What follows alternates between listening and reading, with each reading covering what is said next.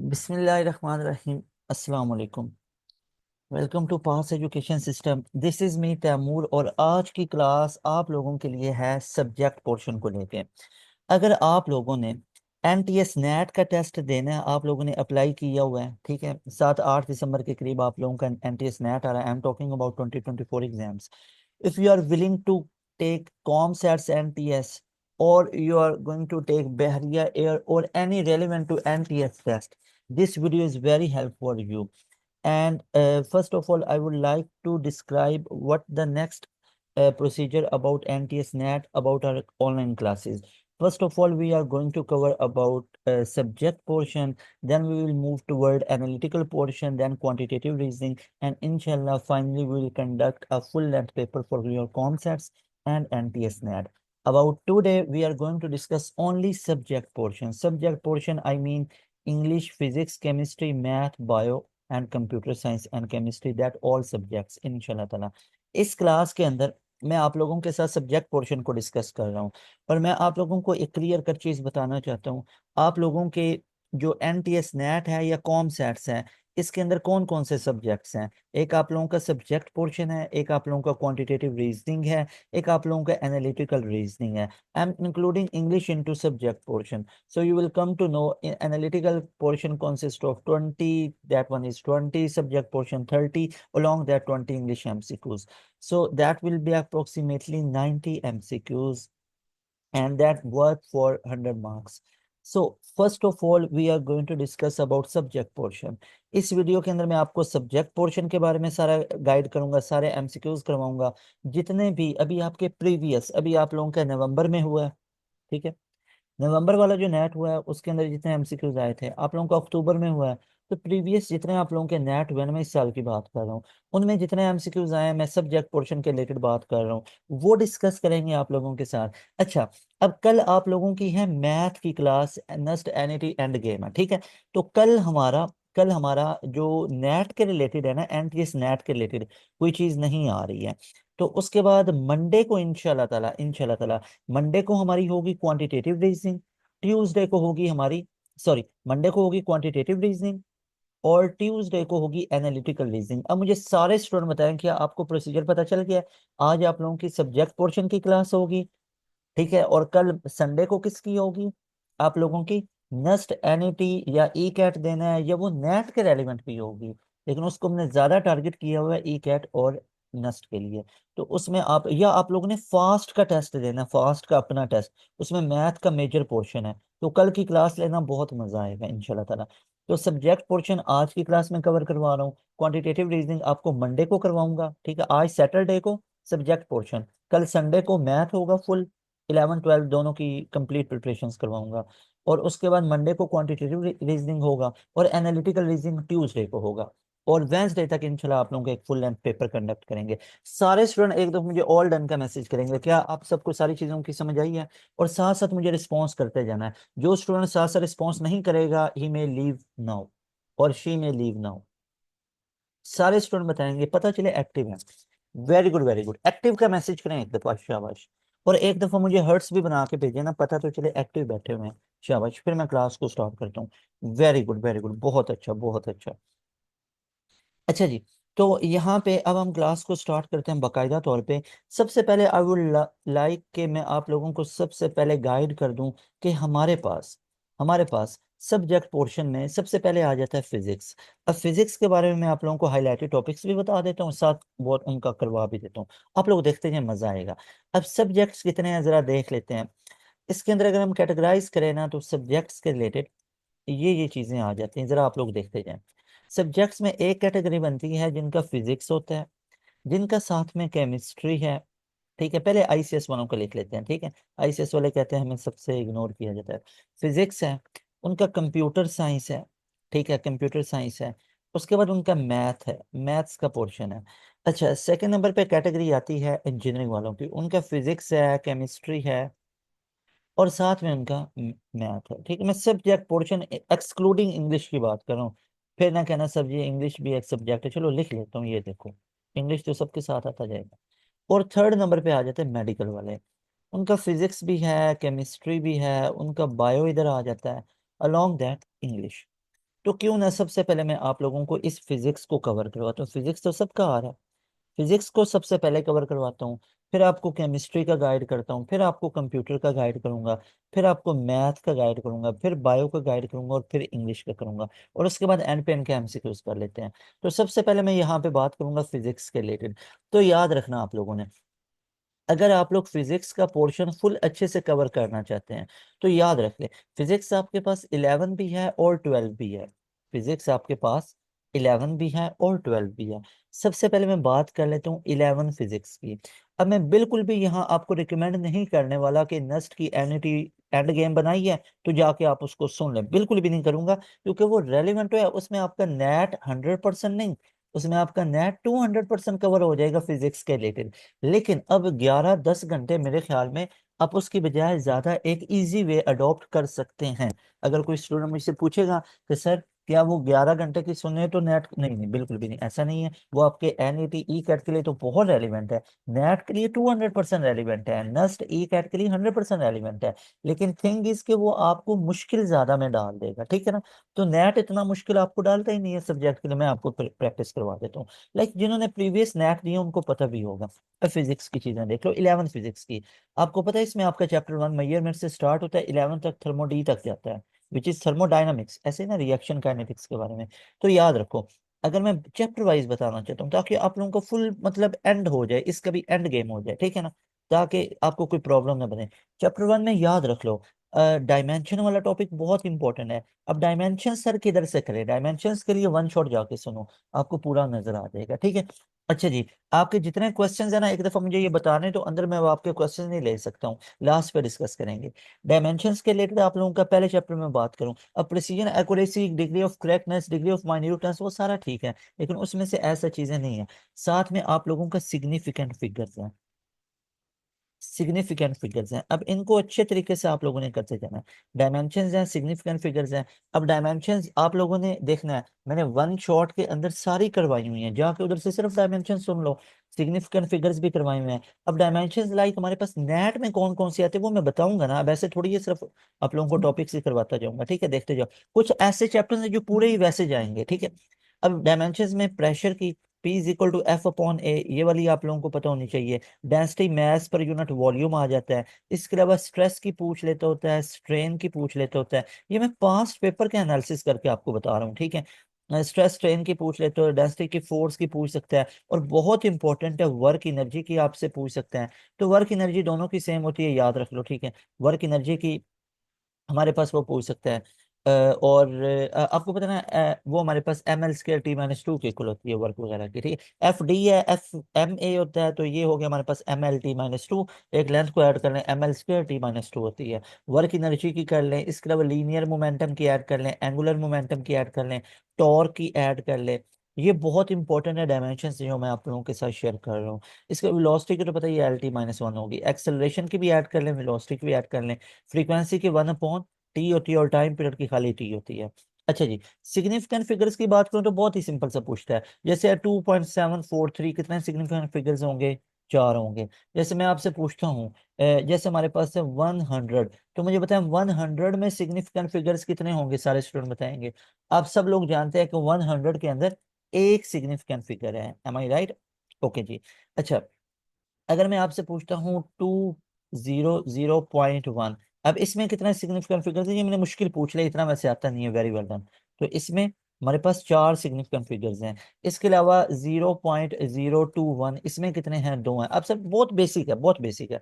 अगर 10 की पावर आ जाए तो आप जानते हैं वो एक्सक्लूडेड होता है, वो नहीं होता है। इसके अलावा चैप्टर 2 में अगर हम बात करें तो बहुत ही इंपॉर्टेंट, ये पहले 2 चैप्टर तो बहुत इंपॉर्टेंट है। इसके अंदर तो सिर्फ आपको पढ़ना है वेक्टर्स और स्केलर्स की एग्जाम्पल्स पढ़नी है, ठीक है, इनकी एग्जाम्पल्स पढ़ के जाना है। भाई हमारे पास सारे स्टूडेंट बताएंगे, प्रेशर, प्रेशर एक स्केलर है या वेक्टर है, सारे स्टूडेंट बताएंगे, प्रेशर एक वेक्टर है या स्केलर है, सारे स्टूडेंट बताएंगे, वेरी वेल डन। तो प्रेशर एक स्केलर है हमारे पास, आप सब लोग जानते हैं। अच्छा जी, इसी तरह हमारे पास फोर्स के बारे में पूछ लेता है। टॉर्क के बारे में पूछ लेते हैं कि टॉर्क हमारे पास क्या है, वेक्टर है। तो thing is you have to recall all about vectors and scalars, which quantities will refer to vectors and which will refer to scalars. And you know very well, vector is described completely with a unit along that magnitude and direction as well. It should must obey all the laws of vectors. Laws of vector means theta 1 plus theta 2, that should must be equal to theta 3 plus theta 4. So these are laws of vector. And scalar is one that is completely described by only unit along that magnitude. For example, pressure needs only unit and magnitude. For example, if I say 20 torque pressure is applied on east side, that doesn't matter you are applying on east side, west side, or upward or downward. The thing is all about 20, that is magnitude, and torque, that is about unit. So you have to remember and you have to be sure about magnitude and unit for just describing all about scalar quantities. So from first chapter, you just recall, you just need to recall dimension, significant figures, and from chapter 2 just about vectors and scalar. But what about chapter number 3 and up to so on? For example, the next one is chapter number 3, must recall about projectile motion. So he is not going to ask what is about height of projectile motion, v I square sin square theta upon 2g, time of flight, or that all. Yes, that is a good thing if you are good at recalling all relationships about projectile motion. But remember that projectile motion, just you have to remember about net. But one student who is asking, so what about the relations? Why there is no need to recall all relations? Yes, dear students, that is compulsory for your NET exams and for your ECAT exams and for your Punjab University or PIAS or GK as well, was a Ghulam Isa Khan Institute, but not for that NAT. That is called relevant study. If I will write that all relationships and you will be so impressed, wow, that's good. You have to remember that all, and maximum of the student don't know about the relationships of projectile motion. That is not relevancy. Relevancy is what will come next to NAT, what will come next to ECAT, what will come next to PU, and what are going to be there in your NTS NAT. That is called relevancy. So what about projectile motion? Just remember, projectile motion is two-dimensional motion under constant acceleration due to gravity. Constant acceleration due to gravity, and that is called fix. For example, what will be the vertical component of the at maximum height? For example, that is called projectile motion. If I say what will be the vertical component at this point C, so you know that that is the maximum point that any body will attain. So the vertical component of the velocity will be 0. But what about overall velocity? Overall velocity will be minimum. Overall velocity will be minimum. I recall all about projectile motion. So just remember, projectile motion is what? That is two-dimensional motion. The acceleration of projectile motion will be g. What is the value of g? That is 9.8 meter per second square. So what about vertical component of the velocity? That is basically 0. So what about horizontal distance that any projectile covers? That is called range. So he may ask what is the name of that horizontal distance? That is called range. So time taken by complete journey, time taken completing all the journey by any projectile, that will be called time of flight. So you just recall all the basics of projectile motion. So I am done with projectile motion. Next you have to remember about momentum. So what is momentum? That is mv. So what is impulse? Remember, when a large force act for a short time, that is called impulse. So impulse having the same unit as momentum. Why is so? Like, because impulse is equal to change in momentum. So actually change in momentum is what? That is a momentum. If I say the force is 5 Newton, if I say the difference of two forces is 10 Newton, so tell me force is what? That is Newton. Difference of force is what? Actually, dear students, difference of force is also a force, and simple force is a force. So whenever he will say what is change in momentum, so that is going to be mv, na? That is going to be mv. If I say what is change in momentum, that is mv. If I say what is momentum, that is simple mv, and that is equal to f cross t. But remember, change in momentum is equal to impulse, and impulse having a relation f cross t. When a large force act for a short time. So remember that when a large force acts for a short time, that is called impulse. So he may ask, a cricketer is playing cricket, he will hit a strongly any ball and that will cover some distance. So actually he has applied what? He has applied force. Tell me all students, he has applied force or momentum or impulse or he has given potential energy. Tell me what will be the appropriate word to use here for that cricketer. So you know that cricketer will hit that ball, he will apply maximum force for a short time. So that is called impulse. All done, all done. I am all done with that impulse topic. Are you done or not? Sir Urdu में पढ़ाएं जी, जो उर्दू में पढ़ा रहा हूँ। ये देखें, जब एक बहुत ज्यादा फोर्स लगेगी थोड़े से टाइम के लिए, तो उसको हम क्या बोलेंगे? उसको हम बोलेंगे इम्पल्स है। अच्छा जी, तो यहाँ तक आपको इशारा क्लियर हो गया? Very good.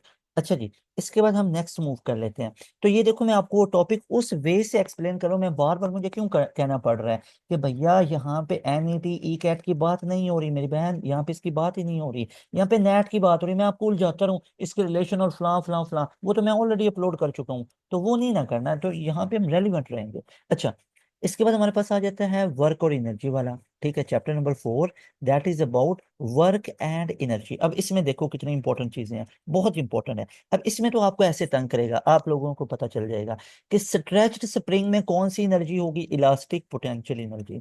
सुनते जाए, आपको पता है, मुझे पता है आपको पता है ये सारी। अगर मैं आपसे कहता water at high dam, water at high dam, high dam में वाटर है, उसमें क्या होगी? Gravitational potential energy. Remember that, gravitational potential energy. अगर मैं आपसे कहता a satellite that is moving around the earth, that is moving around the earth, तो मुझे बताएं इसकी कौन सी एनर्जी हो सकती है? अगर तो ये जमीन की फील्ड से बाहर चला जाएगा ना, तो it must having absolute potential energy. तो इसकी क्या होगी? इसकी होगी absolute potential energy. Remember that. तो ये एनर्जी में से आ जाता है। अच्छा, एक और बहुत इंपॉर्टेंट चीज है, वर्क और एनर्जी के यूनिट सेम है और इनकी डायमेंशन भी सेम है। अब एनर्जी जो है, याद रखिएगा, energy is nothing but a work done. भैया वर्क डन क्या है? Change in kinetic energy. जितना काइनेटिक एनर्जी में चेंज होगा उतना वर्क डन होगा। वर्क डन क्या है? Change in potential energy. जितना पोटेंशियल एनर्जी में चेंज होगा उतना वर्क डन है। तो इस तरह आप लोगों को यहाँ से पूछ सकता है। एक और बहुत फेवरेट MCQs है कि जो टाइडल पुल होती है, टाइडल पुल मुझे बताएं how many times per day होती है? एक दफा होती है, ट्वाइस अ डे होती है, थ्राइस अ डे होती है, या 4 टाइम्स अ डे होती है? शाबाश डियर स्टूडेंट, मुझे बताइएगा। ना ना ना, Huda Mahmood, hats off, very well done. Huda Mahmood ने सबसे पहले बताया ट्वाइस अ डे होती है।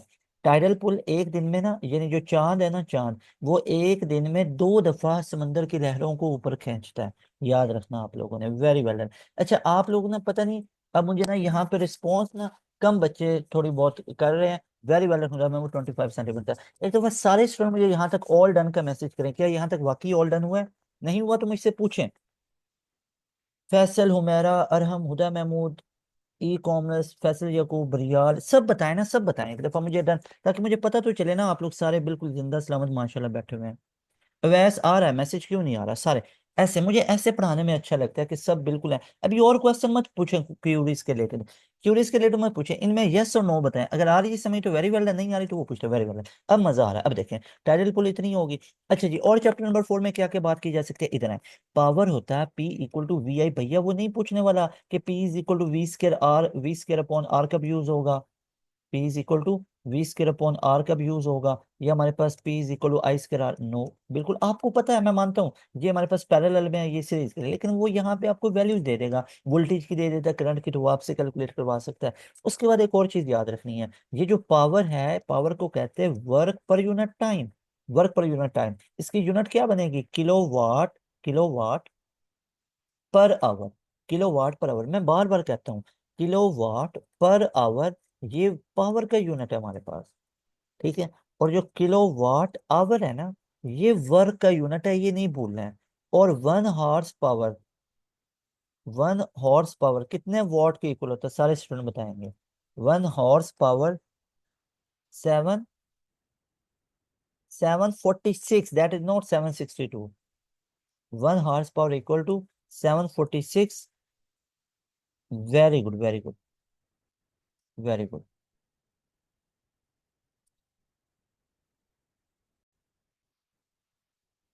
अच्छा जी, तो यहाँ पे देखा करो कि ये हमारे पास क्या आ गया, 1 हॉर्स पावर इक्वल टू 746 वाट के इक्वल आ गया। अच्छा जी, तो ये हमारे पास हो गया, इसका बिजली का बिल वगैरह वो आप सबको पता ही है। इसके अलावा चैप्टर नंबर 5 की हम बात करें, चैप्टर नंबर 5 वो मतलब इलेक्ट्रिसिटी बिल वगैरह, तो पावर वॉट में ले लें और मल्टीप्लाई टाइम और से डिवाइड बाई 1000 कर लें। इसके अंदर सेंट्रीपिटल फोर्स क्या होता है, mv² अपॉन r, याद रखो। अब इसमें एक छोटी सी चीज वो ये पूछ सकते हैं, एक होता है हमारे पास mr ओमेगा स्क्वायर। भैया हमारे पास इससे पता चला F C inversely proportional radius के, कब, जब हमारे पास लीनियर वेलोसिटी कांस्टेंट होगी। और इससे पता चला एफ सी हमारे पास डायरेक्टली प्रोपोर्शनल आर के, कब होगा, जब हमारे पास angular angular angular velocity constant होगी। ये याद रखना आप लोगों ने। इसके अलावा एक और बहुत इंपॉर्टेंट है कि एंगुलर मोमेंटम क्या होता है, आर क्रॉस पी होता है। इसके बारे में ना पता है क्या, वो आपको मोमेंट आर्म की वैल्यू दे सकते हैं, वो आपको लीनियर मोमेंटम की वैल्यू दे के एंगुलर मोमेंटम पूछ सकता है। ये वाले क्वेश्चंस आए हुए हैं, तो रिमेंबर दैट, ठीक है। इसमें ऐसी वेरिएशन दे सकते हैं। इसके बारे में ये पूछ सकते हैं कि रियल वेट क्या होता है, तो याद रखना आप लोगों ने कि रियल वेट होता है एक्चुअल में वेट, यानी कि एक्चुअल में वेट कितना होता है कि फोर्स ऑफ ग्रेविटी, कि जितनी ग्रेविटी की फोर्स लगती है किसी भी बॉडी पे, और वो कितनी लगती है, जितने किसी में पार्टिकल ज्यादा होते हैं। जितने किसी में पार्टिकल ज्यादा होंगे, एक में ये है और बी आपके पास ये है। मुझे बताएं फोर्स ऑफ ग्रेविटी किस पे ज्यादा लगेगी, ए पे ज्यादा लगेगी या बी पे, ए पे लगेगी। तो ए का वेट यानी weight A will be greater than weight B. सारे स्टूडेंट मुझे यस नो लिख के बताएंगे, ऑल डन हुआ, वेरी गुड। ऐसी चीजें आपसे पूछ सकते हैं, वेरी गुड। तो भैया रियल वेट ये होता है। अपेरेंट वेट कहते हैं weight measured by spring balance, बिल्कुल ऐसे पूछेगा, स्प्रिंग बैलेंस, यानी कि weight measured by spring balance is called apparent weight. इसको अपेरेंट वेट या एपरेंट वेट बोला जाता है। अच्छा, अगर एक बॉडी फ्री फॉल कर रही है, तो मुझे बताएं फ्री फॉल में मुझे बताएं टेंशन कितनी होती है, टेंशन। फ्री फॉल अगर कोई बॉडी कर रही है तो टेंशन कितनी होगी, वेरी वेल डन। टेंशन हमारे पास, सारे स्टूडेंट बताएं टेंशन कितनी होगी, जीरो। जीरो टेंशन हमारे पास जीरो होती है, याद रखना आप लोगों ने, ठीक है। और वो वेट की वजह से ही नीचे की तरफ आ रहा है, ऊपर की तरफ कोई फोर्स एक्ट नहीं कर रही होती। अच्छा जी, इसके बाद हमारे पास आ जाता है next chapter, that is about chapter number 6। तो मैं आपको जस्ट ये बता रहा हूँ कि इसमें बेसिक रेलिवेंट कैसे। अब इसमें ये एक आ जाता होता है कि A1 V1 equal to A2 V2 है। इसमें मुझे बताएं, वो ये क्वेश्चन आया हुआ भी है 3 4 दफा, वेयर एरिया इज ग्रेटर। अब ये क्वेश्चन आया हुआ है, where area is greater velocity will be। मुझे बताएं where area is greater velocity will be, velocity क्या होगी, minimum. Very well, Faisal Yaqoob आपने सबसे पहले बताया। तो जहाँ पे एरिया ग्रेटर होगा तो वेलोसिटी मिनिमम होगी, लेकिन इन दोनों का प्रोडक्ट हमेशा क्या रहेगा, सेम रहेगा, A2 V2 के इक्वल। और ये वॉल्यूम फ्लो रेट के इक्वल होता है, यानी वॉल्यूम अपॉन टाइम के इक्वल होता है। यूनिट क्या बनेगा, मीटर क्यूब, मीटर क्यूब पर सेकंड के इक्वल आएगा, वेरी वेल डन। अच्छा जी, यहाँ तक भी चीजें क्लियर हो गई हैं। इसके बाद इसमें एक और बहुत इंपॉर्टेंट है कि वेंचुरी मीटर। सारे स्टूडेंट बताएंगे वेंचुरी मीटर किसके लिए यूज किया जाता है, to measure speed of fluid, speed of fluid. ये प्रेशर नहीं मेजर करता है, कई स्टूडेंट इसको देख रहे होते हैं। तो ये किसको मेजर करता है, ये हमारे पास स्पीड को मेजर करता है। अच्छा, KHC, आप अपना क्वेश्चन रिपीट करें, KHC आप अपना क्वेश्चन रिपीट करें,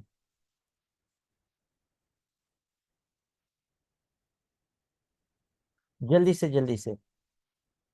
जी जी हाँ ठीक है। एरिया और वेलोसिटी का ये मतलब होता है, जैसे आप देखें ना, आप ना गार्डनिंग कर रहे हैं, तो गार्डनिंग करते हुए आपने देखा है कि जो नोजल होती है ना पाइप की, उसको हम आगे से प्रेस करते हैं। उसको प्रेस क्यों करते हैं, उसका हम एरिया कम करते हैं। एरिया कम करने से उसकी वेलोसिटी आपने नोटिस की है, ज्यादा हो जाती है। अगर आप जो गार्डनिंग करते हो पाइप है, उस पाइप को आप आगे से आप उसका एरिया ना दबाओ, उसका एरिया कम ना करो, तो आपको पता ही है उसकी वेलोसिटी कम होती है, वो तो आगे तक जा ही नहीं सकता उसका प्रेशर। तो इसलिए हमें एरिया कम करना पड़ता है ताकि हमारा वेलोसिटी जो है वो ज्यादा हो सके।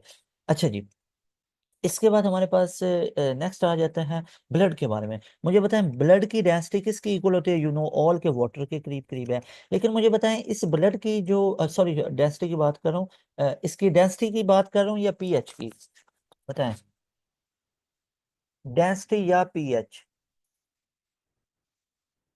डेंसिटी, डेंसिटी, ठीक है। तो डेंसिटी की बात करूं, वाटर के करीब करीब है। अगर इसमें वाइट जो रेड ब्लड सेल्स हैं, बल्कि रेड ब्लड सेल्स की 50% कंसंट्रेशन, अगर हम 50% कंसंट्रेशन है तो इसकी डेंसिटी क्या हो जाती है, इंक्रीज हो जाती है। कितना इंक्रीज होती है, 3 to 5%। 3 to 5% इसकी कंसंट्रेशन बढ़ जाती है डेंसिटी की, वेरी वेल। तो ये हमारे पास आ जाता है। इसके बाद हमारे पास नेक्स्ट चैप्टर आ जाता है, चैप्टर नंबर 7 के बारे में। अब ये एसएचएम के बारे में बहुत बेसिक बेसिक चीजें देखते जाओ। एसएचएम में पहली चीज है एक्सेलरेशन डायरेक्टली प्रोपोर्शन है, लेकिन ऑपोजिट डायरेक्शन में। एफ इक्वल टू के एक्स हुक्स लॉ होता है, याद रखिएगा। हुक्स लॉ किस में होता है, हुक्स लॉ हमारे पास वैलिड होता है किसके अंदर, इलास्टिक लिमिट के अंदर। याद रख लो, किस लिमिट के अंदर, इलास्टिक लिमिट के अंदर, ये भी याद रखना है। अच्छा मुझे बताएं यूटीएस क्या होता है। यूटीएस होता है अल्टीमेट टेंसाइल स्ट्रेस, और यूटीएस के बाद पॉइंट आता है ब्रेकिंग पॉइंट। अब ब्रेकिंग पॉइंट भी वो कह सकता है, या इसको फ्रैक्चर्ड पॉइंट भी कहते हैं, फ्रैक्चर्ड पॉइंट भी कहते हैं या ब्रेकिंग पॉइंट भी कहते हैं। इसको याद रखना, वेरी वेल। इसको मैक्सिमम पॉइंट बोलते हैं, ठीक है। अच्छा जी, इसके बाद हमारे पास आ जाता है चैप्टर नंबर 8 के बारे में। अब चैप्टर नंबर 8 बहुत इंपॉर्टेंट है, वेव्स के बारे में। इसमें आप लोगों से सब्जेक्ट पोर्शन के बारे में बता रहा हूँ ना, क्या क्या चीजें वो पूछ लेते हैं। जैसे वेव्स के बारे में, इसके टाइप्स आप लोगों ने अच्छे से देख लेनी है। एक हमारे पास होती है मैकेनिकल, और वैसे तो बहुत है, डिटेल में पढ़ाई नहीं, जाके वन शॉट सुन लो अगर पूरा डिटेल में देखना है। और एक होती है इलेक्ट्रोमैग्नेटिक वेव। इनको मीडियम चाहिए होता है, जैसे साउंड वेव है, वाटर वेव है, स्ट्रिंग वेव है। और इलेक्ट्रोमैग्नेटिक वेव को मीडियम नहीं चाहिए होता है, जैसे हमारे पास आ जाती है अल्ट्रा वायलेट रेज, है ना। और हमारे पास सनलाइट, विजिबल लाइट वगैरह, जितनी भी वो सारी लाइट की रेज हैं, वो सारी गैमा रेज आ जाती हैं, फोटोन की एक्स रेज आ जाती हैं, तो वो सारे आ जाते हैं। अच्छा इसके अलावा एक और हमारे पास इसके अंदर आ जाता है कि स्पीड ऑफ साउंड के अंदर, ये बहुत इंपॉर्टेंट है। स्पीड ऑफ साउंड के अंदर न्यूटन ने जो करेक्शन की, सॉरी, न्यूटन का जो फॉर्मूला था, उसके अंदर उसने निकाला था ना 280 मीटर पर सेकेंड, तो इसमें एरर कितना था, 16%, ये याद रख लो। लैपलेस, लैपलेस ने जो की थी करेक्शन, इसने निकाली थी 333 मीटर पर सेकेंड, ऐसे ही है। और एक्चुअल कितनी होती है, 332 मीटर पर सेकेंड है, याद रख लो। ये हमारे पास एक्चुअल वैल्यू है, ये एक्चुअल वैल्यू है, इसको याद रख लो। अच्छा जी, तो ये हमारे पास हो गया। इसके अलावा चैप्टर नंबर 9 के अंदर एज सच नहीं है, मतलब अब इसमें ये नहीं है कि मैं आपको यहाँ पे YDSC का कॉन्सेप्ट पढ़ाने लगूँ, भाई नेट इसमें आता ही नहीं है, नेट के रिलेटेड, ठीक है। हाँ, ये आ सकता है कि लेंस के थ्रू आप रिफ्रैक्शन करते हो, और मिरर के थ्रू आप रिफ्लेक्शन करते हो, मिरर के थ्रू रिफ्लेक्शन करते हो। हाँ, एक और आ सकता है, कन्वेक्स लेंस जो होता है, और कनकेव। मुझे बताएं, जो एक कनकेव है और एक कन्वेक्स है। कन्वेक्स में क्या होता है, जो सेंटर होता है वो थिक होता है, सेंटर इज थिक। और कनकेव का सेंटर क्या होता है, थिन होता है। तो ये चीजें ऐसी ऐसी पूछी जा सकती हैं। इसके अलावा शाबाश मुझे सारे स्टूडेंट बताएं कि जी जी बिल्कुल, बहुत बातें हैं ना, कि लैपलेस ने adiabatic किया था, और न्यूटन ने आइसोथर्मल किया, तो उसने गामा को इंट्रोड्यूस किया था लैपलेस ने, तो वो सारी चीजें, लेकिन यहाँ पे नहीं ना, नेट की बात कर रहे हैं। अच्छा, अब मुझे ये बताएं कि कन्वर्जिंग लेंस किसको बोलेंगे, और डाइवर्जिंग। कन्वर्जिंग का बता दें सारे स्टूडेंट, कन्वर्जिंग लेंस किसे कहते हैं, very well done, Huda Mahmood ने सबसे पहले बता दिया। कन्वेक्स लेंस को कन्वर्जिंग कहते हैं, वेरी वेल डन। अच्छा जी, इसके बाद अब हम नेक्स्ट मूव कर लेते हैं। ये सारी चीजें होंगी। इसके बाद आप लोगों ने चैप्टर नंबर 10 की तरफ आ जाए। अब चैप्टर नंबर 10 फिजिकल हमारे पास, सॉरी, ऑप्टिकल इंस्ट्रूमेंट के बारे में है। तो 25 centimetre is what that is least distance of distinct vision. Magnification के बारे में इतना आ सकता है कि एक हमारे पास होता है कि ratio of size of image to the size of object, और एक हमारे पास आ जाता है angle subtended by image to the angle subtended by object. तो ये हमारे पास रेशियोज पूछी जा सकती हैं। इसके अलावा, ऑप्टिकल फाइबर्स के अंदर से आ जाती हैं। ऑप्टिकल फाइबर में कौन सा फिनोमिना होता है, मुझे बताएं।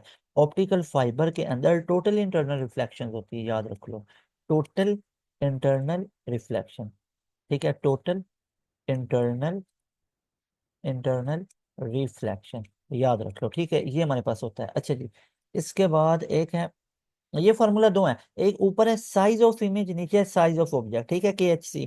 ऊपर है हमारे पास साइज ऑफ, एक हमारे पास ratio of angle subtended by image, ये एंगल सबटेंडेड बाय इमेज है, और ये एंगल सबटेंडेड बाय ऑब्जेक्ट है। ऑब्जेक्ट कहाँ पे बनाएगा, अनएडेड आई पे बनाएगा। इसके बाद चैप्टर नंबर 11 आ जाता है। चैप्टर नंबर 11 थर्मो डी के बारे में है। हमारे पास से जो कार्नो इंजन है, मुझे बताया कार्नो इंजन की एफिशिएंसी कितनी है, भाई nearly equal to 100%। Not 100%, not 100, नहीं नहीं, 100% नहीं है, नियरली इक्वल टू 100% है, ये मिस्टेक है। नीयरली 100%, वेरी वेल डन, ठीक है। इसके बाद मुझे बताएं, पेट्रोल इंजन है, पेट्रोल इंजन की एफिशिएंसी है 25 to 30%, और डीजल इंजन की है, डीजल इंजन की है 35 to 40%, और पेट्रोल इंजन कितने स्ट्रोक है, ये 4 स्ट्रोक होता है, ठीक है। बहुत बेसिक बेसिक बातें हम देख लो।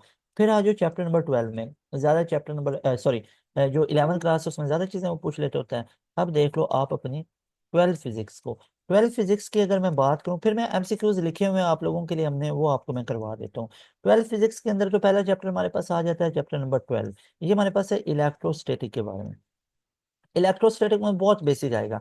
Ability of a capacitor to store charge is called capacitance, बिल्कुल सही बता रहा हूँ। ऐसे क्वेश्चन आते हैं, कैपेसिटेंस क्या होता है, क्यू अपॉन वी, कैपेसिटेंस का यूनिट क्या होता है, फेरेड। आपको तो ये भी पता है, ये 1 से 0 से लेस है, माइक्रो फेरेड में होगी, ठीक है। बहुत बातें हैं, बहुत बातें हैं, कब कैपेसिटेंस बढ़ेगी कम होगी, डाइलेक्ट्रिक रखेंगे बढ़ेगी, नहीं रखेंगे कम होगी, तो सारी चीजों का पता है।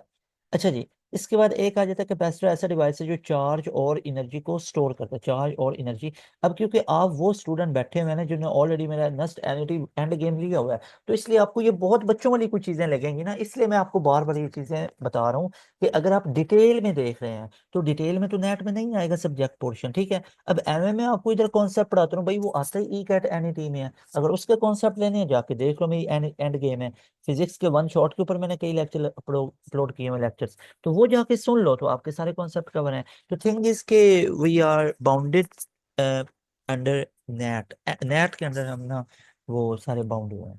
उसके बाद हमारे पास अच्छा जी आ जाता है इसके अंदर, वो चार्जिंग डिस्चार्जिंग भी होता है, बिल्कुल ठीक है। हाँ, टाइम कांस्टेंट आर सी किसके इक्वल होता है, टी के। अब ये दो तरीके से आता है, आर सी पूछेगा तो कहना टी है, अगर वो कहेगा ओहम इंटू फेरेड, तो अब मुझे आप बताएं ओहम इंटू फेरेड किसके इक्वल आएगा, सेकंड के। तो अगर तो वेरी वेल डन, बिल्कुल ठीक है। अगर तो यूनिट में बात करेगा आंसर भी यूनिट में दे दो, अगर वो क्वांटिटीज की टर्म में बात कर रहा है तो क्वांटिटीज की टर्म में बता दो। खुदा महमूद वेरी वेल डन, फैस और किसने बताया, जहीन ने, हुमैरा ने बताया, वेरी वेल डन। अच्छा जी, सही है, सही है। अली जमशेद ने भी बताया।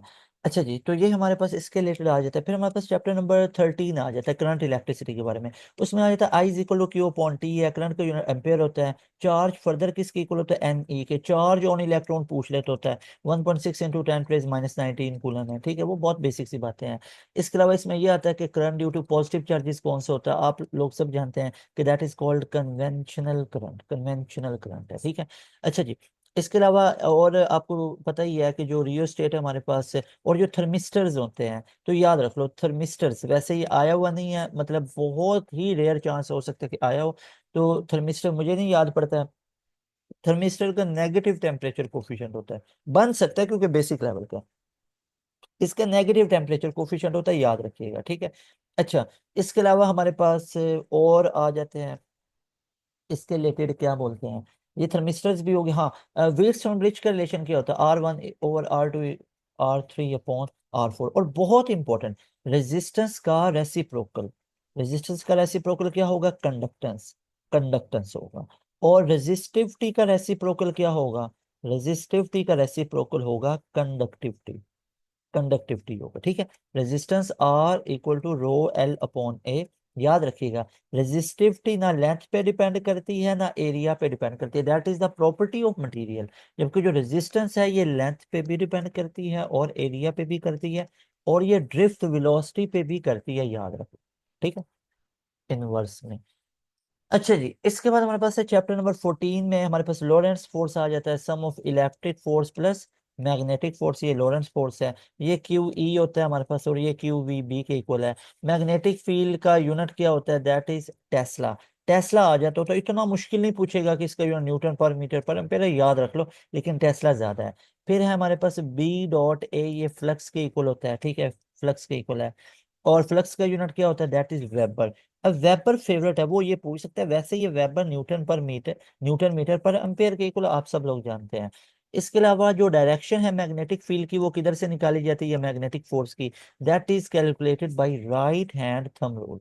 ये राइट हैंड थंब रूल से निकाली जाती है, राइट हैंड थंब रूल से इससे निकाली जाती है, याद रख लो। अच्छा जी, इसके अलावा हम अगर बात करें तो चैप्टर नंबर हमारे पास 14 भी 15। अब चैप्टर नंबर 15 के अंदर ना बहुत इंपॉर्टेंट है कि सेल्फ इंडक्टेंस, सेल्फ इंडक्टेंस और म्यूचुअल इंडक्टेंस, इन दोनों का यूनिट पूछ लेते होते हैं, तो याद रख लो दैट इज हेनरी, इन दोनों का यूनिट क्या है, हेनरी होता है, याद है। मिली हेनरी भी हो सकता है, माइक्रो हेनरी भी हो सकता है। जो सेल्फ इंडक्टेंस या म्यूचुअल इंडक्टेंस, इनका यूनिट क्या होता है, हेनरी होता है, याद रख लो। इसके अलावा वो इसमें आपसे पूछ सकता है कि स्टेप अप में क्या होता है, स्टेप अप। बिलीव मी के नेट में मैक्सिमम आप लोगों के हेनरी का फार्मूला क्या होगा, हेनरी तो बेसिकली यूनिट है, इसका फार्मूला नहीं होगा। सेल्फ इंडक्टेंस का आप कह सकते हैं और म्यूचुअल इंडक्टेंस का कह सकते हैं, वो लिख के दे देता हूँ। देखो, एक होता है हमारे पास N phi is equal to L I, तो यहां से एक एल का बनेगा एन फाई अपॉन आई। एक हमारे पास L is equal to mu naught N square A L होता है। एक हमारे पास L is equal to mu naught N square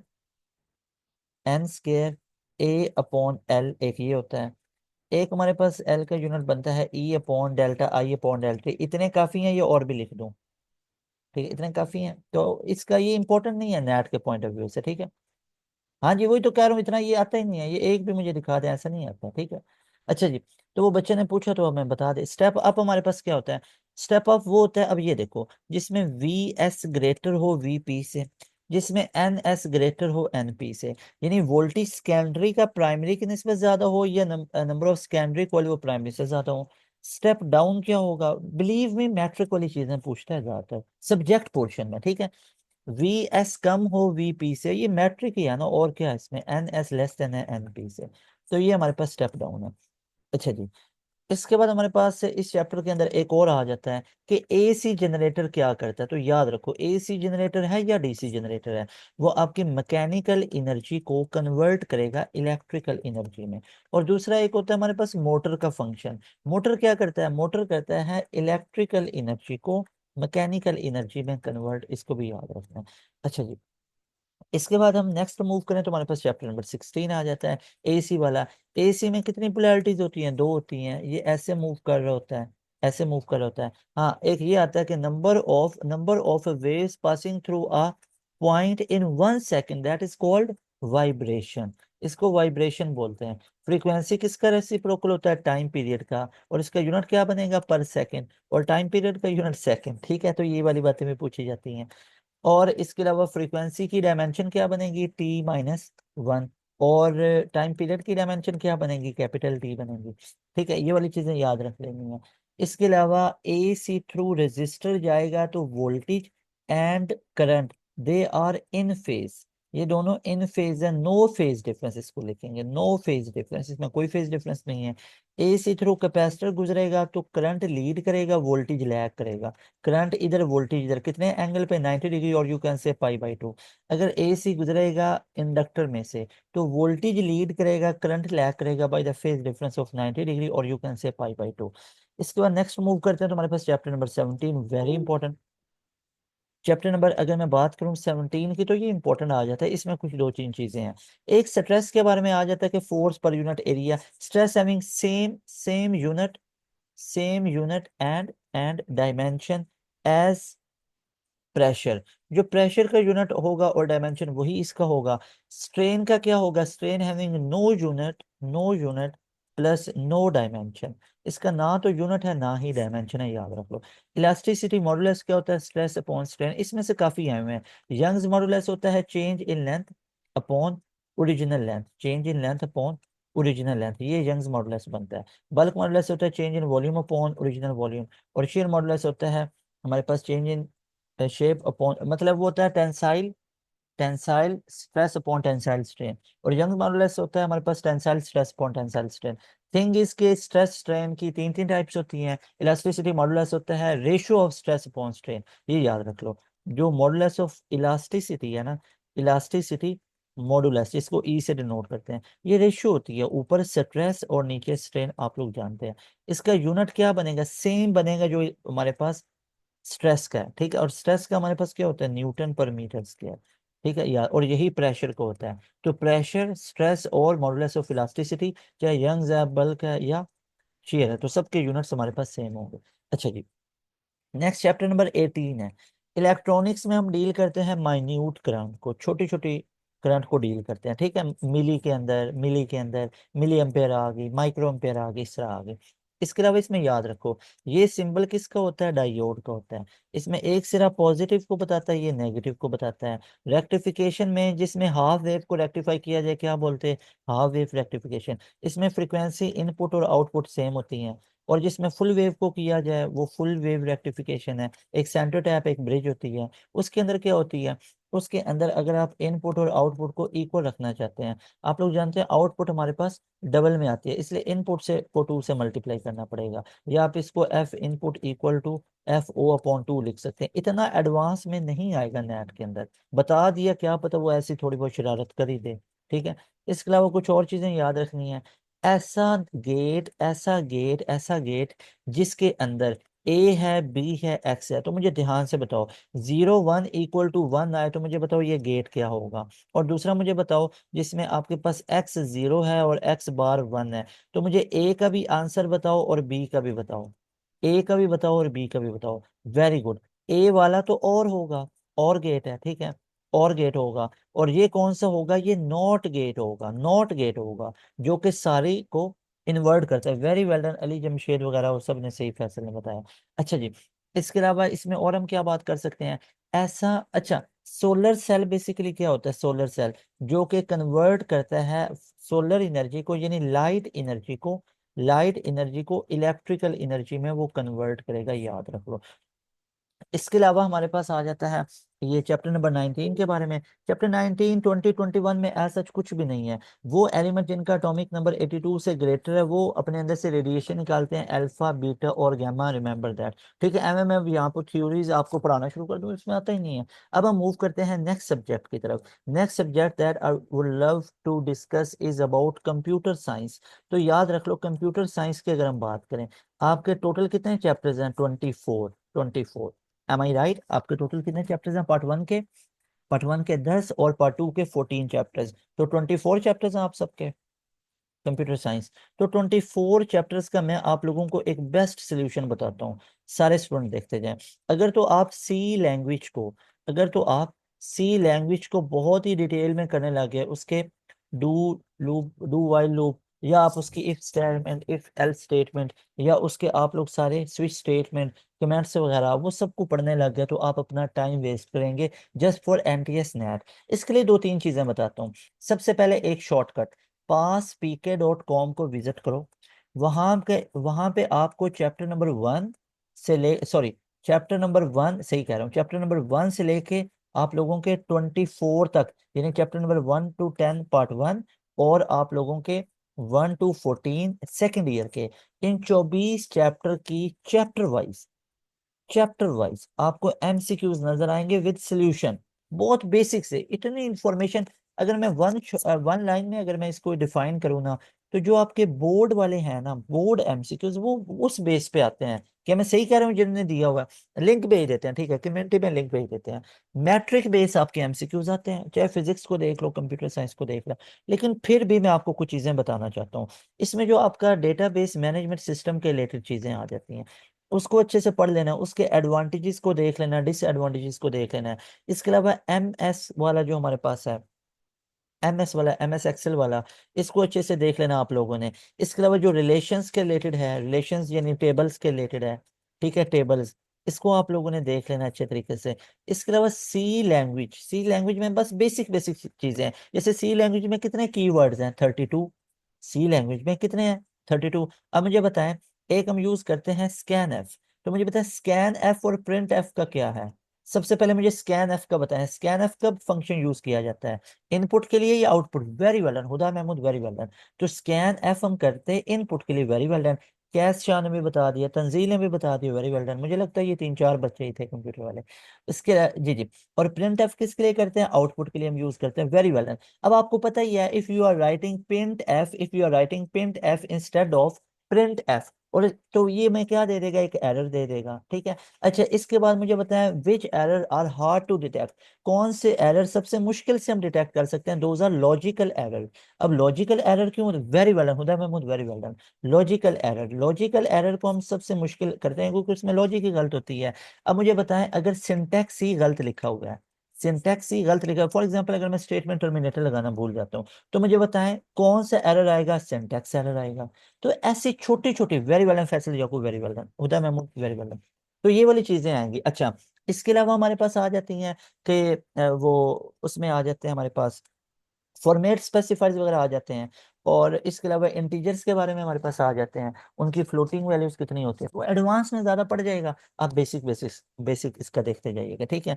तो ये रिलेशंस के बारे में आपने पढ़ लेना है। इसके अलावा कीज का टॉपिक बहुत इंपॉर्टेंट है। जो कीज टॉपिक है ना, प्राइमरी है, सेकेंडरी है, कंपोजिट की है, फॉरेन की है, तो ये कीज का टॉपिक भी अच्छे से पढ़ लेना है। तो देखिए मैं आप लोगों को वो बता रहा हूँ चीज़ें, उस बेस पे आपने करना है। अच्छा जी, इसके बाद मैंने आपको वो बता दिया हुआ है। एक तो इधर मैं एमसीक्यूज भी करवाता हूँ और बाकी पास पीके पे भी हैं। अब आ जाओ आप केमिस्ट्री के बारे में। अब केमिस्ट्री के बारे में भी अगर मैं आपको वन लाइन में करूँ ना, अच्छा इस पे थ्योरीज बहुत दी जा सकती हैं, बहुत थ्योरीज, ठीक है। अब केमिस्ट्री को पढ़ाते हुए अब बहुत अरसा हो गया हुआ है, तो इसके ऊपर मतलब सारी चीज़ों को पता है किस किस बेस पे क्वेश्चंस आते हैं, एनईटी में कैसे आते हैं, ठीक है, एमडी कैट में कैसे आते हैं क्वेश्चंस, इसके अलावा ई कैट में कैसे क्वेश्चंस आते हैं। अब आपका एनईटी में तो अभी आके केमिस्ट्री खत्म हुआ है ना, ठीक है, एनईटी में तो अगर आपने फूड साइंसेज में जाना है या इस तरह की फील्ड में जाना है, केमिस्ट्री अभी भी है। लेकिन थिंग इज कि मुझे, मैं आपको राइट साइड बता रहा हूँ कि केमिस्ट्री को बेसिकली आप लोगों ने कैसे प्रिपेयर करना है, ठीक है। यहाँ पे मैं आपको बता देता हूँ। केमिस्ट्री का सबसे पहले आप लोग एक चीज याद रखें, केमिस्ट्री के अंदर हमारे पास, मैं आपको पूरा गाइड करता हूँ, ये देखते जाओ। एक 11 केमिस्ट्री है।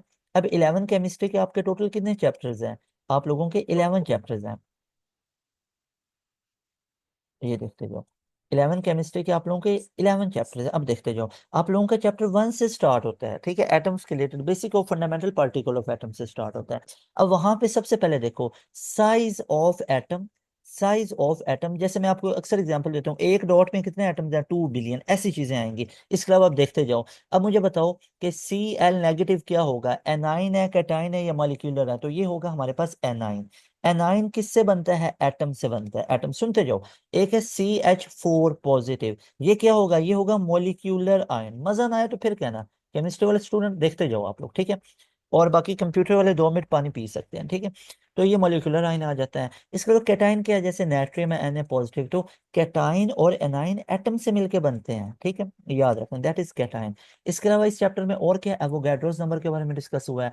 अगर अगर मैं 1 मोल ले लूं, 1 मोल ऑफ NaCl और 1 मोल ऑफ ले लेता हूँ वाटर, तो मुझे बताएं इन दोनों के 1 मोल में नंबर ऑफ एटम्स कितने होंगे? नंबर ऑफ एटम्स क्या वो सेम होंगे या डिफरेंट होंगे? सारे स्टूडेंट बताएं। तो डेफिनेटली अगर आप दोनों का 1 1 मोल ले लो ना, तो इनमें नंबर ऑफ एटम्स सेम होंगे। और वो कितने हैं? 6.02 इंटू 10⁻23 एटम्स या पार्टिकल।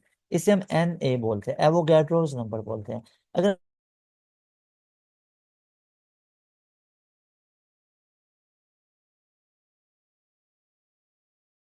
सारे स्टूडेंट बताएंगे, मेरी वॉइस आप सबको क्लियर आ रही है? सारे स्टूडेंट बताएंगे? Very good. तो यहाँ पे याद रखो ये एवोगैड्रोस हैं। इसके बाद अगर मैं चैप्टर 2 की बात करता हूँ, चैप्टर 2 आपकी सारी बेसिक टेक्निक्स हैं, टेक्निक्स है ना, ठीक है, टेक्निक्स हैं। जैसे फिल्ट्रेशन है, फिल्ट्रेशन कैसे कर सकते हैं, गूज क्रूसिबल या सिंटर्ड ग्लास क्रूसिबल, उससे कर सकते हैं। वो उनमें डिफरेंस क्या होता है, एक कंसंट्रेटेड HCl को फिल्टर कर सकता है, दूसरा नहीं कर सकता। इसके अलावा फिल्ट्रेशन है, क्रिस्टलाइजेशन आ जाता है, क्रोमेटोग्राफी है, क्रोमेटोग्राफी का मतलब क्या होता है, कलर राइटिंग। कलर राइटिंग, तो ये चीजें आती हैं केमिस्ट्री में, बहुत बेसिक बेसिक, आपको मजा आता जाएगा, देखते जाओ। कलर राइटिंग है।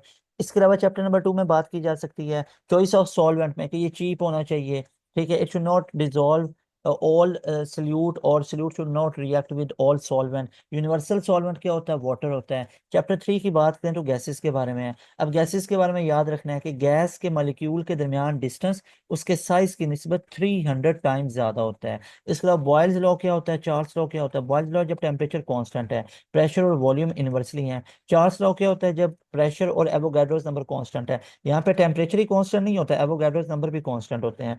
और चार्ल्स लॉ के अंदर वॉल्यूम डायरेक्टली प्रोपोर्शनल टेम्परेचर के होता है, यहाँ पे एवोगैड्रोस नंबर और प्रेशर ये दोनों कांस्टेंट होते हैं, ये याद रख सकते हो।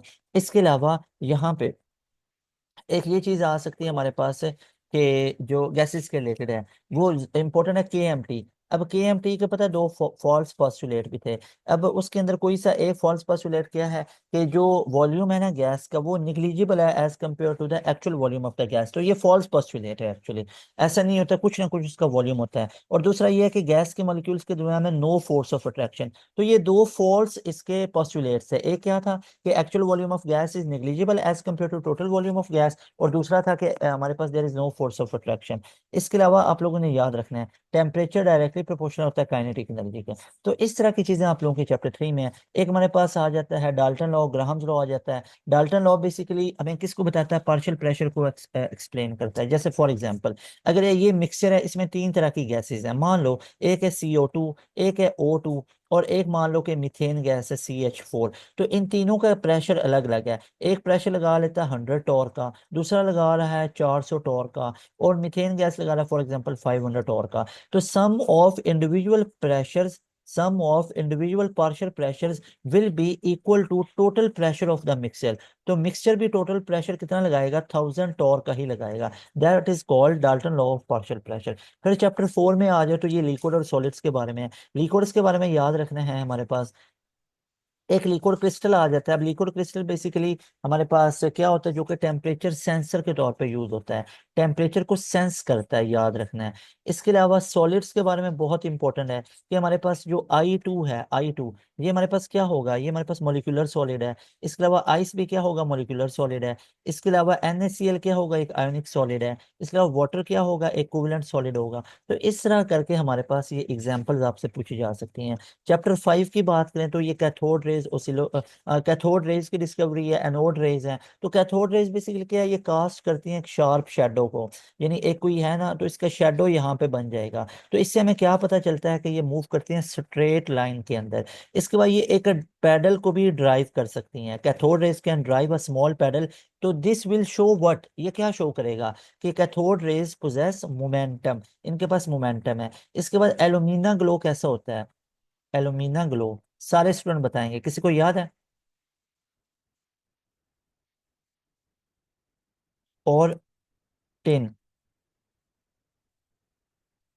देखें alumina glows red, very good. तो ये देखो ना ये चीजें बेसिक बेसिक। अब आपकी ये थोड़ी बहुत रीडिंग वीक है तो ये चीजें जो बता रहा हूँ हाईलाइट कर रहा हूँ, इनको पढ़ते जाना आप लोगों ने। अच्छा, फिर आप लोगों के चैप्टर नंबर 5 के अंदर ही फर्दर चीजें आ जाती है, क्वांटम नंबर्स वगैरह याद रख लो। क्वांटम नंबर चार होते हैं, principal quantum number, azimuthal quantum number, magnetic quantum number और स्पिन क्वांटम नंबर। जो हमारे पास ये एजीमुथल क्वांटम नंबर होते हैं, ये N-1 होते हैं, एक कम हो गया। ये इसके अलावा और मजे की बातें सुनो। जो प्रिंसिपल क्वांटम नंबर है ये ऑर्बिट के बारे में बताता है। जो एजीमुथल क्वांटम नंबर है ये हमें सब, यानी ऑर्बिट को शेल भी कहते हैं ना, तो शेल ये ऑर्बिट के बारे में। जो एजीमुथल क्वांटम नंबर है ये सब शेल के बारे में बताता है। एम जो है मैग्नेटिक क्वांटम नंबर, ये हमें किसको बताता है, ओरिएंटेशंस को बता रहा होता है। ओरिएंटेशंस मतलब सब शेल्स के अंदर भी ऑर्बिटल्स को बता रहा होता है, orbitals P, X, P, Y, P, Z। और एस हमें स्पिन को बता रहा होता है, इलेक्ट्रॉन क्या ऐसे हैं या इलेक्ट्रॉन की सेम स्पिन है। तो ये एफ बाउ प्रिंसिपल, हुन्स रूल और पॉलीज एक्सक्लूजन्स है, तो उन्होंने इसको एक्सप्लेन किया हुआ था, इतना डिटेल में नहीं आएगा। इसके अलावा फिर हमारे पास चैप्टर नंबर 6 आ जाता है। चैप्टर नंबर 6 आपका केमिकल बॉन्डिंग के रिलेटेड है। अब केमिकल बॉन्डिंग के अंदर हमारे पास क्या क्या चीजें आ जाती हैं, याद रख लो। चैप्टर नंबर 6 केमिकल बॉन्डिंग के बारे में है। तो इसके अंदर हमारे पास क्या आ जाते हैं कि एटॉमिक साइजेस किस में मेजर किया जाता है, तो याद रख लो एटॉमिक साइजेस वगैरह सारे मेजर किए जाते हैं पिकोमीटर के अंदर। इसके अलावा याद रख लो कि half of covalent bond length that is called what, that is called atomic radius. तो ये जो चीजें बता रहा हूँ इस लेवल की आती हैं आपसे, ठीक है, पूछी जाती हैं। इसके अलावा वैसे तो इसमें बहुत है, VSEPR theory, valence shell electron pair, repulsion theory. देखो ना बातें तो बहुत मैं कर सकता हूँ यहाँ पे इसके बारे में, लेकिन वो आप लोगों के ई कैट या उसके रेलिवेंट है। जब ई कैट वगैरह आएगा तब किताब देखेंगे, अभी तो नेट के बारे में बात कर रहे हैं। तो ये valence shell electron pair repulsion theory है, ठीक है। और एक MOT है, ये हमारे पास मॉलिक्यूलर ऑर्बिटल थ्योरी है। एक VBT होता है, वैलेंस बॉन्ड थ्योरी। तो ये भी पूछ सकते हैं कि दिस स्टैंड्स फॉर, क्योंकि नेट में बेसिक आएगा। VBT ने वैसे तो सिग्मा बॉन्ड और पाई बॉन्ड को डिस्कवर किया था। MOT हमें बताती है कि मॉलिक्यूल एंटी बॉन्डिंग भी हो सकते हैं और बॉन्डिंग भी हो सकते हैं। और इसके अलावा एक हमारे पास हिब्रिडाइजेशन है, sp3 में एक S और एक P है, तो ये वाटर में होगा। वाटर के अंदर, और मीथेन के अंदर CH4 के अंदर, या आप कह रहे हो अल्केन के अंदर होगा sp3। वैसे तो अमोनिया के अंदर भी वही होगा, ठीक है। इसके अलावा sp2 के बारे में याद रखना है, ये अल्कीन में होगी।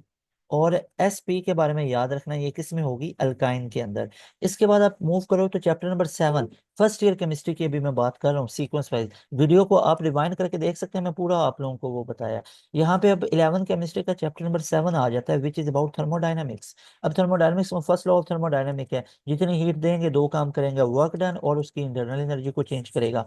इसके बाद यहाँ पे आपसे वो, हाँ बहुत इंपॉर्टेंट, एक आ जाते हैं रिवर्सिबल और एक आ जाता है इरिवर्सिबल। रिवर्सिबल वो होते हैं जो वापस में नहीं, जो वापस में जा सकते हैं। इरिवर्सिबल वो होते हैं जो वापस में नहीं जा सकते रिएक्शंस। इरिवर्सिबल ज्यादातर वो होते हैं जो एनर्जी रिलेटेड होते हैं, जैसे एक्सप्लोजन वगैरह है, एक्सप्लोजन वगैरह। जैसे अगर मैं मेल्टिंग ऑफ आइस कहता हूँ, तो भाई आइस को अगर मेल्ट किया तो बाद में क्या नहीं बन सकता है, आइस बिल्कुल बन सकता है।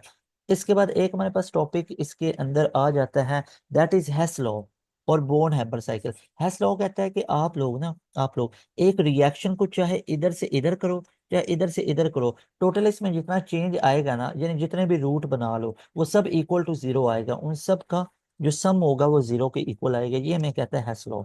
इसके बाद हमारे पास बोन हैबर साइकिल है। बोन हैबर साइकिल किसकी एनर्जी को मेजर करता है, याद रख लो। बोन हैबर साइकिल की मदद से हम मेजर कर सकते हैं NaCl की एनर्जी, NaCl की इंथाल्पी को मेजर कर सकते हैं, ठीक है, याद रख लो। इंथाल्पी क्या होता है, इंथाल्पी एनर्जी के रिलेटेड होता है। यानी अगर आप एक सॉलिड को मेल्ट करके लिक्विड बना रहे हो, तो आपको मेल्ट करने के लिए कुछ एनर्जी लगाना पड़ती है ना, तो वो जो एनर्जी होगी उसको क्या हम नाम देंगे, इंथाल्पी का। जैसे फॉर एग्जांपल एक होता है enthalpy of vaporisation. Enthalpy of vaporisation क्या होता है कि that amount of energy which is either evolve और absorb that is required to convert liquid into vapours. Vapours means gas, gas में कन्वर्ट करने के लिए। फिर चैप्टर नंबर 8 हमारे पास आ जाता है केमिकल रिएक्शंस के बारे में। अब वो बेसिकली हमारे पास केमिकल इक्विलिब्रियम के बारे में, चैप्टर नंबर 8। इसमें केसी के बारे में पढ़ते हैं कि केसी का कब यूनिट होगा कब नहीं होगा। कब नो यूनिट होगा, जब ऊपर और नीचे कंसंट्रेशन बराबर है। जैसे फॉर एग्जांपल ऊपर भी एच है नीचे भी एच है, कैंसिल हो जाएगा कंसंट्रेशन, नो यूनिट। और कब इसके यूनिट्स होंगे, इसके मोल पर क्यूबिक डेसीमीटर में। इसका यूनिट क्या होता है, मोल पर क्यूबिक डेसीमीटर, जब ऊपर और नीचे इम्बैलेंस है, मतलब ऊपर कंसंट्रेशन और नीचे और। ये आप लोगों ने याद रखना है।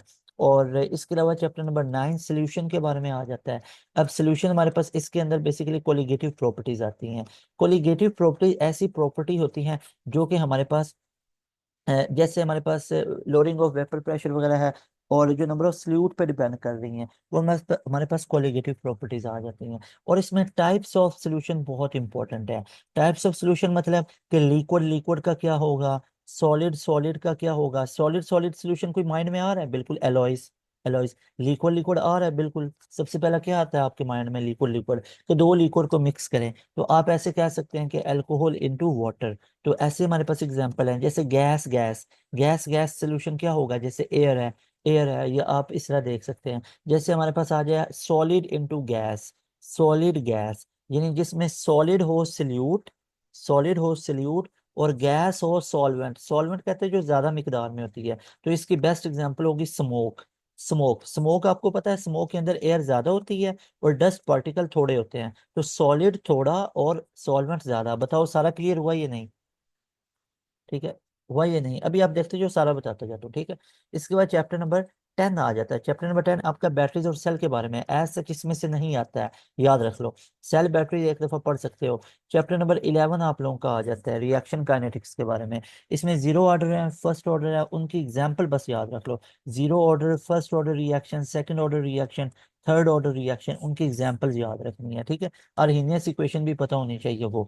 फिर हमारे पास आ जाती है सेकेंड ईयर केमिस्ट्री, जिसके चैप्टर स्टार्ट होते हैं 1 से लेके 16 तक जाते हैं। मैं FSC की बात कर रहा हूँ, तो यहाँ पे इसमें सारे टॉपिक्स कवर हो जाते हैं। 1 to 6 तक आपके इनऑर्गेनिक है, और 7 to 14 तक आपका ऑर्गेनिक पोर्शन है। तो इसके अंदर आप लोग देखें, इनऑर्गेनिक में सिर्फ एक्सरसाइज MCQs करके चले जाओ। इनऑर्गेनिक के एक्सरसाइज के MCQs करके चले जाओ। और ऑर्गेनिक के आप लोगों ने जस्ट जस्ट आप लोगों ने जो अपलोड किया हुआ है passpk.com को विजिट करो। वहां पे कंप्यूटर तो ही बताए थे ना, केमिस्ट्री के भी 11 के भी पूरे हुए हुए, 12 के, लेकिन फिर भी इतना क्यों करवाया? क्योंकि बच्चे कह रहे थे सर केमिस्ट्री में प्रॉब्लम आती है। वैसे तो अपलोड हमने कर रखा है 11 12 के सारे एमसीक्यूज। तो याद रख लो, बोर्ड रेलिवेंट एमसीक्यूज आप लोगों के एनटीएस नेट में आते हैं। मैं बेसिक नॉर्मल बात कर रहा हूँ। हाँ, क्वांटिटेटिव पोर्शन मुश्किल आ जाता है, एनालिटिकल आता है, इंग्लिश में कुछ होता है, लेकिन सब्जेक्ट पोर्शन बहुत ईजी आते हैं। जिन्हें दिया हुआ उनको पता भी चल गया होगा। अच्छा जी, इसके बाद हमारे पास आ जाते होते हैं वो बेसिक है, सिर्फ एक्सरसाइज के एमसीक्यूज इसके पढ़ के आप लोगों ने चले जाना है। मैं आपको भी एमसीक्यूज भी करवाता हूँ। फिर हम बात कर लेते हैं यहाँ पे बायो की। पहले मैथ की बात कर लें या बायो की? बताएं कौन से स्टूडेंट ज्यादा हैं? कौन से स्टूडेंट ज्यादा हैं? कोई अब बायो कह रहे हैं, कोई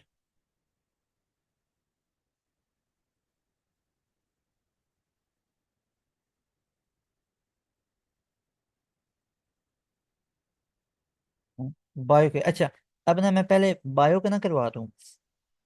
अच्छा, अब यहाँ पे सबसे पहले हम बात करते हैं 11 बायो की। अब 11 बायो के अंदर आप लोगों के टोटल कितने चैप्टर्स हैं? 14। सारे स्टूडेंट मुझे बायो वाले बताएंगे, क्या 14 ही है? क्या 11 बायो के आप लोगों के 14 चैप्टर्स हैं? कोई बायो वाले स्टूडेंट हैं, बताएं मुझे। Very well done. अच्छा, अब इसमें आपके ये चैप्टर स्टार्ट होते हैं बेसिकली, सबसे पहले तो इंट्रोडक्शन आ जाता है। मतलब इसके भी जस्ट बायो के भी आप लोगों ने एक्सरसाइज एमसीक्यूज करने हैं। अब इसमें कुछ चीजें मैं आपको बता देता हूँ। जैसे इसके अंदर ना एंजाइम्स वाला टॉपिक बहुत इंपॉर्टेंट है। मतलब मैं ये बात करूँ, ये चैप्टर आपका थर्ड बनता है। फर्स्ट ईयर बायो का चैप्टर थर्ड एंजाइम्स वाला है। इसके बाद चैप्टर नंबर 4 आपका सेल वाला आ जाता है, बहुत इंपॉर्टेंट है। इसके अलावा जो हमारे पास किंगडम्स आ जाते हैं ना, प्रोक्रियोट आ जाते हैं, प्रोटिस्टा आ जाता है, फंजाई के बारे में आ जाता है, प्लांटी के बारे में, एनिमिलिया के बारे में आ जाता है। चैप्टर 10 आपका एनिमिलिया वाला, एनिमिलिया वाला। इसको इसको आप लोगों ने, ये आपका चैप्टर 10 नहीं, मेरे ख्याल में चैप्टर ये चैप्टर 10 बनता है, हाँ चैप्टर 11 नहीं है। अच्छा, इसके बाद चैप्टर नंबर 12 आपका न्यूट्रिशन के बारे में है। ये वो चैप्टर्स बता रहा हूँ जिसमें से आए हुए हैं ज़्यादातर, ठीक है? इनके एक्सरसाइज के लाजमी तौर पे कर लें। फिर गैसियस एक्सचेंज के बारे में आ जाता है, चैप्टर 13 है, उसको पढ़ लें। और चैप्टर 14 ट्रांसपोर्ट वाला। इन चैप्टर्स को तो लाजमी तौर पे आप लोगों ने अच्छे से पढ़ लेना है। एंजाइम्स में से काफ़ी हद तक आए हुए हैं, याद रख लो, ठीक है? एग्जाम्स की एक्टिविटी को लेके और इसी तरह करके, तो अच्छे तरीके से इन चैप्टर्स को आप लोगों ने रीड आउट कर लेना है। इसके बाद अब हम बात कर लेते हैं 12 बायो की। तो 12 बायो, उसके बाद मैथ का बता दें तो मैथ का थोड़ा सा लेंथी हो जाएगा ना, इसलिए। तो अब 12 बायो की अगर हम बात करें, तो 12 बायो के अंदर सारे स्टूडेंट मुझे बताएंगे, आप लोगों के चैप्टर स्टार्ट होते हैं ये 15 होम्योस्टेसिस से लेके, और ये 27 या 27 तक जाते हैं। 27 ये है होम्योस्टेसिस के बारे में। और 27 है man and his environment. Am I right or not? Am I right or not?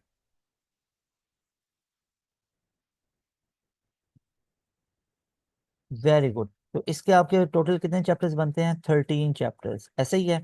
First year के 14 और इसके 13, तो टोटल कितने हो गए? 27 चैप्टर्स हैं। तो अब सबसे पहले इसके अंदर देख लो, आपका चैप्टर नंबर 15 होम्योस्टेसिस के बारे में है, ठीक है? इसको अच्छे तरीके से कर लेना है। एक्सक्रीशंस वाला टॉपिक को अच्छे से पढ़ना है। एक्सक्रीशन इन प्लांट्स है, एक्सक्रीशन इन कॉकरोच है, वो सब पढ़ लेना है। इसके बाद 17 वाला बहुत इंपॉर्टेंट है, कोऑर्डिनेशन एंड कंट्रोल के बारे में। इसको अच्छे से तरीके से इसका। और चैप्टर नंबर 18 रिप्रोडक्शन वाला बहुत इंपॉर्टेंट है, उसको पढ़ लेना है। फिर चैप्टर नंबर 21 आ जाता है सेल साइकिल, बहुत इंपॉर्टेंट। तो ये वो चीज, इनके एक्सरसाइज के एमसीक्यूज लाजमी तौर पर पढ़ लें। मैं भैया ये नहीं कह रहा अंदर से पढ़ लो, अंदर से पढ़ना क्या एनईटी देने जा रहे हो? नहीं, ई कैट दे, वो आप लोग एनटीएस देने जा रहे हो, ये चीजें पढ़ लो। फिर आपका वो एक चैप्टर 22 भी है ना, उसका नाम क्या है? चैप्टर 22 आप लोगों का वेरिएशंस और जेनेटिक्स के बारे में है ना? कंफर्म कर दें मुझे। वेरिएशन और जेनेटिक्स के बारे में, बिल्कुल, आई एम श्योर, वो पढ़ लेना है। फिर 23 बायोटेक्नोलॉजी के बारे में है। फिर चैप्टर 24 इवोल्यूशन के बारे में है, उसको पढ़ लेना है। फिर 25 इकोसिस्टम, वेरी इंपॉर्टेंट, इकोसिस्टम। तो इनकी भी अच्छे तरीके से आप लोगों ने रीडिंग कर लेना है। फिर कुछ इकोसिस्टम्स है, नेक्स्ट चैप्टर आ जाता है। तो ये that was all about your bio. कि बायो में जस्ट आप लोगों ने एमसीक्यूज कर लेने हैं। और हाँ, बायो के भी हम लोगों ने अपलोड किए हुए हैं। अगर आप लोगों को ज़्यादा आप लोगों ने करना है ना, तो आप लोग अपने जो एक्सरसाइज के एमसीक्यूज है ना, किसी की बुक से मैं आपको ये रेफर करूंगा, ठीक है? तो उधर से आप लोग जस्ट वो कर लें। उसका फ़ायदा क्या होगा? की बुक से कर लें या पास speaker.com पे, उसका फ़ायदा ये होगा कि जस्ट आप लोगों को टारगेट है कि मतलब बुक लाइंस आ जाए, सिंपल बुक लाइंस आएंगी। लेकिन एक और चीज बता दूं, कॉन्सेप्ट उनका मैट्रिक बेस होगा। अब हम चलते हैं उसके बाद मैथ की तरफ। फिजिक्स भी करवा दिया, केमिस्ट्री भी, बायो भी, कंप्यूटर भी। तो last one is about mathematics. तो मैथमेटिक्स का आप लोगों को पता ही है। आप लोगों के 11 मैथ के कितने चैप्टर्स हैं? आप लोगों के ये स्टार्ट होते हैं चैप्टर 1 और जाते हैं 14 तक। 12 मैथ के कितने चैप्टर हैं? स्टार्ट होते हैं 1 से और जाते हैं 7 से। टू बी वेरी ऑनेस्ट ना, इसमें से बिल्कुल नहीं आता है, ऐसा बिल्कुल नहीं आता है, याद रख लो। अगर आता है तो मैट्रिक बेस्ड चीजें आती हैं। कैसे आता है? मैं आपको एक खरी बात बता रहा हूँ, ठीक है। कौन बंदा जो जी आपको ये पढ़ा रहा है कि नेट आपका मैट्रिक से आता है, मैं कह रहा हूँ मैट्रिक बेस्ड चीजें आती हैं, ठीक है। कई लोग बताएंगे फिलोसफी झाड़ेंगे, भाई डेरिवेटिव ये तो वो, तो फलां ये कर लो वो कर लो, भाई वो सारा ठीक है, मानता हूँ। एनईटी के लिए बिल्कुल रेलिवेंट होगा, ई कैट के लिए बिल्कुल रेलिवेंट है। यहाँ पे रेलिवेंट रहना है, रेलिवेंट रहना है। तो एनटीएस नेट में आप लोगों के वो जनाब पूछता है basic concept about matric. Matric वाले बेसिक बेसिक आपका चेक कर रहा होता है, ठीक है। फॉर एग्जाम्पल आप यहाँ पे लिखते जाओ, क्वाड्रेटिक इक्वेशन वाला टॉपिक आपका बहुत अच्छे से होना चाहिए, ठीक है। क्वाड्रेटिक इक्वेशंस को लेके ये वाला टॉपिक होना चाहिए। इसके अलावा आप लोगों का सेट्स एंड फंक्शंस के बारे में, ठीक है, यहाँ पे कुछ चीज़ें आप लोगों को आनी चाहिए।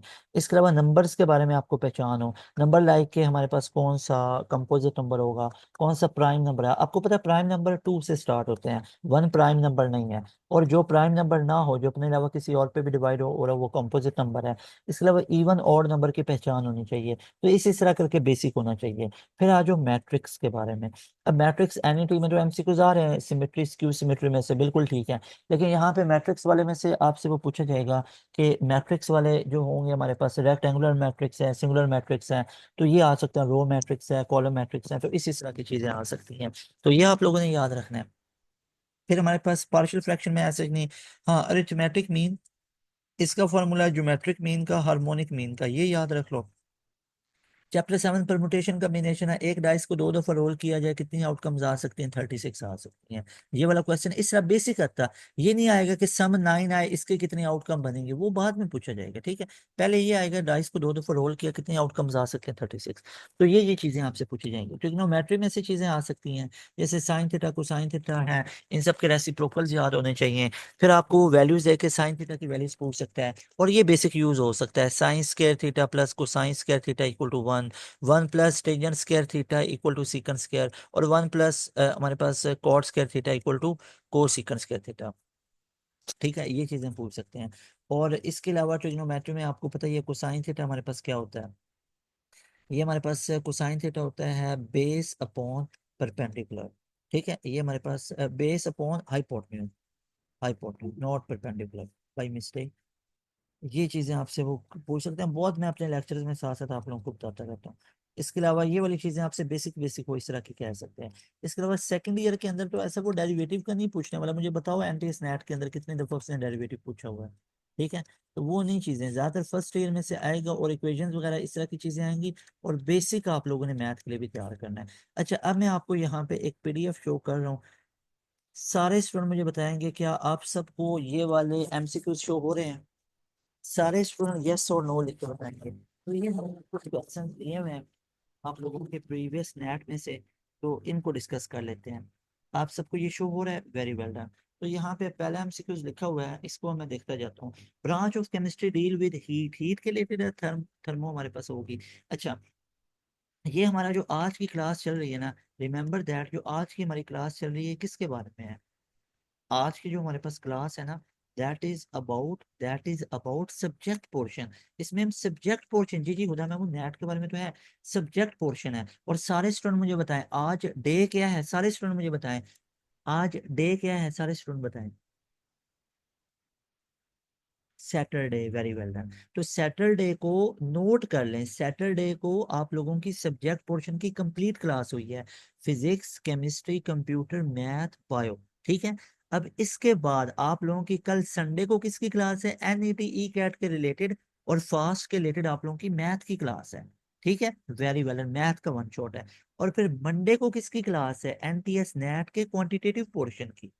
मंडे को एनटीएस नेट के क्वांटिटेटिव की, और ये कॉम सेट्स के रिलेटेड है। आप लोगों का एनटीएस नेट है या कॉम सेट्स है, उसके रिलेटेड है। और ट्यूसडे को आप लोगों की एनालिटिकल के रिलेटेड होगी, और एनालिटिकल भी होगा ट्यूसडे को, और साथ इंग्लिश भी होगी। यानी मंडे को क्वांटिटेटिव रीजनिंग होगा इंशाल्लाह ताला। ट्यूसडे को एनालिटिकल प्लस इंग्लिश होगा, और वेंसडे को एक कंप्लीट कॉम सेट्स का टेस्ट आपको सॉल्व करवा दो।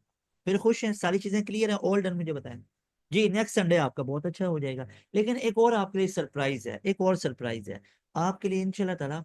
मैं और भी चीजें लेके आऊंगा। एनटीएस नेट के, क्या नेट से पहले वन शॉट नहीं होते हैं हुदा महमूद? मुझे बताएं आप, शाबाश। होते हैं ना? तो एक आपके, जी, एक, जी जी, फातिमा जमील, लीना इम्तियाज, और बाकी और स्टूडेंट सब जिनके मैसेजेस आ रहे हैं ना मुझे यहाँ पे, होता है ना, बिल्कुल, के एच सी जहीन भी हैं, और उमाइमा हैं, और बाकी सारे स्टूडेंट, ठीक है। तो आप, जी जी रिबा, तो आप सबके एनटीएस नेट संडे को है ना, तो फ्राइडे, अच्छा एक मिनट, वेंसडे को खत्म, थर्सडे का जरा रेस्ट करेंगे, आप खुद अपने तौर पे करेंगे। फिर फ्राइडे और सैटरडे इंशाल्लाह, इंशाल्लाह से फ्राइडे और सैटरडे को मैं कंप्लीट एमटीएस नेट का वन शॉट अपलोड कर दूंगा इंशाल्लाह ताला, यानी लाइव क्लास के अंदर ही। फ्राइडे को भी एक वन शॉट लेके आ जाएंगे 3-4 घंटों का, और सैटरडे को भी इंशाल्लाह ताला, ठीक है। इंशाल्लाह अल्लाह बेहतर करेगा। अच्छा, अब ये एमसीक्यूज मुझे बताते जाओ, क्या ये डन है? केमिस्ट्री सबके इकट्ठे हैं। Actual number of molecule tell which type of formula, molecular, note करते जाओ भाई, नोट करते जाओ। मॉलिक्यूलर, ठीक है। In water and nitrogen have same, भाई नाइट्रोजन और वाटर में क्या वॉल्यूम सेम है? भाई 1 मोलर होता तो कहते 22.414 क्यूबिक डेसीमीटर है, ठीक है।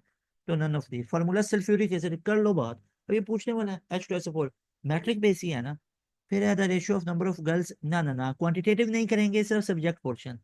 क्वांटिटेटिव नहीं करेंगे, इंग्लिश नहीं करेंगे, सिर्फ subject portion. Software that control the whole system, उसको ओएस कहते हैं, ऑपरेटिंग सिस्टम, ठीक है। एंटोनिम, प्रेपोजिशन, एनालॉजीज आ गया। मीन आ गया, मीन पता है ना, सबको ऐड करके टू टू, और उनके नंबर पे ऐड करो। सबको डिवाइड, सबको ऐड करके उनके नंबर्स पे डिवाइड करो। फिर है find the range of the following data. Range कैसे निकालते हैं? Upper limit minus lower. Upper कौन सी है? 69 तक गई है, लोअर कहाँ तक है? 16 तक। तो रेंज कितनी निकली? 53। ऑल डन मैथ वाले। फाइंड जकात, नहीं जकात वाले तो क्वांटिटेटिव में निकालेंगे, ये भी क्वांटिटेटिव, ठीक है। सिर्फ सब्जेक्ट। अच्छा, which of the three are vector quantity, force भी है, वेलोसिटी भी, यार ईमानदारी से बताओ यार, ये फोर्स और एक्सेलरेशन, वेलोसिटी, अभी ये वेक्टर स्केलर पूछ रहा है, क्या अब इसमें कोई मसला है? सही से बताओ, है ना? मतलब ये तो अब जानबूझ के हमें वो थोड़ा बहुत तंग कर रहा है। यूनिट ऑफ फ्रिक्वेंसी कर लो बात। ओ भैया, यहाँ पे ये जो मैं आपको करवा रहा हूँ ना, ये जो मैं आपको एमसीक्यूज करवा रहा हूँ, ये एक्चुअली जो प्रीवियस आप लोगों के आए हैं उसके करवा रहा हूँ, उसके, ठीक है। Grignard reaction ketone produces tertiary alcohol, याद रख लो। ग्रिग्नॉर्ड रिएजेंट, अगर रिएक्शंस करवाते हैं ना, ग्रिग्नॉर्ड रिएजेंट होता RMgX, याद रख लो। ग्रिग्नॉर्ड रिएजेंट होता